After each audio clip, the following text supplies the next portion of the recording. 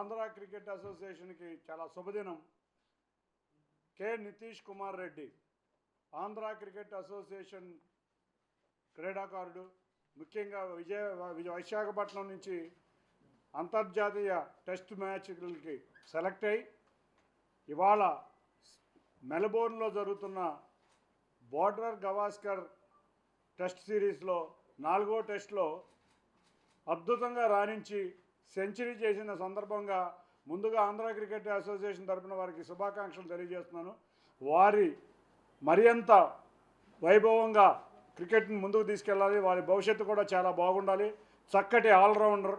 మన ఇవాళ ఇండియా టీంకి ఆల్రౌండర్లు కరువు అవుతున్న సమయంలో బ్రహ్మాండమైన ఒక ఆల్రౌండర్ని ఆంధ్ర నుంచి రావడం అందరికీ శుభపరిణామం. ఇవాళ యువ ఆంధ్ర క్రీడాకారులందరికీ అతను ఒక ఆదర్శంగా నిలుస్తాడు. అండర్-16 టోర్నమెంట్లో కూడా బ్రహ్మాండంగా పనిచేశారు. ఇవాళ అతనికి మంచి భవిష్యత్తు ఉండాలి. ఆంధ్ర క్రికెట్ అసోసియేషన్ కూడా మంచి భవిష్యత్తు ఉండాలి.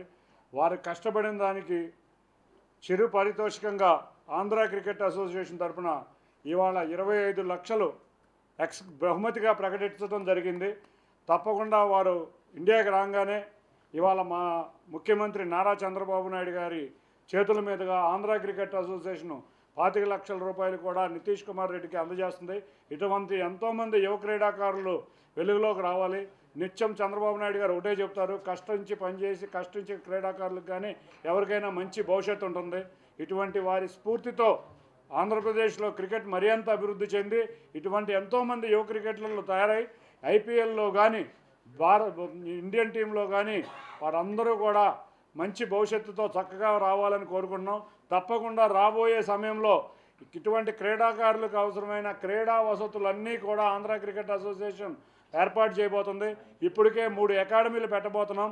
రేపు 2 అకాడమీలు అనంతపూర్లో, విజయనగరంలో రేపు నెలలో ప్రారంభించబోతున్నాం. విజయవాడలో పెట్టే సీనియర్ అకాడమీ సమ్మర్ కల్లా ప్రారంభించబోతున్నాం. వాళ్ళందరికీ కూడా ఉచితంగా శిక్షణ, పౌష్టికాహారం, అంతేకాకుండా క్రీడాకారులకు ఎటువంటి ఫెసిలిటీస్ కూడా కావాలి అటువంటి అన్నీ ఏర్పాటు చేస్తున్నాం.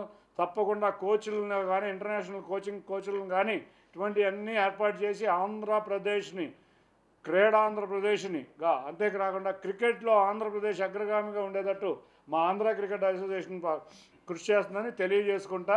తప్పకుండా మరొక్కసారి నితీష్ కుమార్ రెడ్డి గారికి థ్యాంక్ యూ తెలుపుకుంటూ అటువంటి వ్యక్తుల వల్ల ఎంతోమంది యువ క్రీడాకారులు బయటకు రావాలని తెలియజేసుకుంటున్నాను. Thank you. ఇవాళ మనం నారా చంద్రబాబు నాయుడు గారు దేశంలోనే ఒక మేటి క్రికెట్ స్టేడియం కావాలని అమరావతిలో రావాలని ఆదేశించారు. తప్పకుండా అమరావతిలో దేశంలో అత్యంత అద్భుతమైన క్రికెట్ స్టేడియంని ఆంధ్ర క్రికెట్ అసోసియేషన్ నిర్మించబోతుంది. అది ప్రతిష్టాత్మకమైన క్రికెట్ స్టేడియంగా ఉండబోతుంది. ఆ క్రికెట్ స్టేడియం కూడా చక్కటి అన్ని ఆధునిక వసతులతో అక్కడ ఉన్న అన్ని వీక్షించే ప్రేక్షకులకే ఒక చక్కటి టూరిజం స్పాట్ లాగా ఉండే విధంగా క్రికెట్ స్టేడియం కూడా నిర్మించబోతున్నాం. అమరావతిలో కొత్త స్టేడియం నిర్మించబోతున్నాం.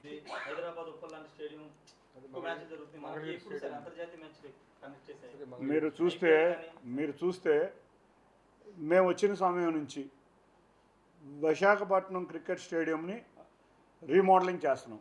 రేపు ఐపీఎల్లో రెడీ అయ్యే విధంగా దాదాపు 45 కోట్లతో విశాఖపట్నం క్రికెట్ స్టేడియంని రీమోడల్ చేస్తున్నాం. చక్కగా మొత్తం టాయిలెట్స్ కాంచి ఎంత హైజీనిక్గా ఉండేటట్టు, విఐపి బాక్సులు ఉండేటట్టు, 2 టీమ్ బాక్సులు ఉండే విధంగా చక్కటి ఫ్లడ్ లైట్స్తో కొత్తగా రీమోడల్ చేయబోతున్నాం.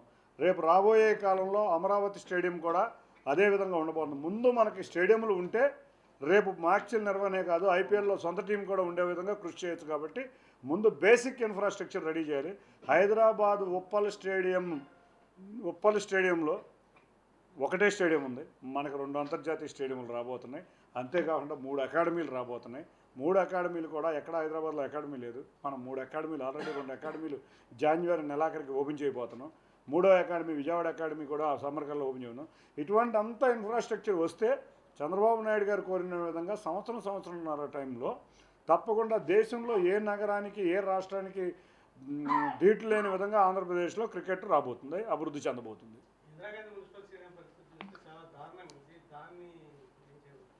ఇందిరాగాంధీ మున్సిపల్ స్టేడియంని చంద్రబాబు నాయుడు గారు ఆల్రెడీ చెప్పారు స్టేడియంను డెవలప్ చేయమని.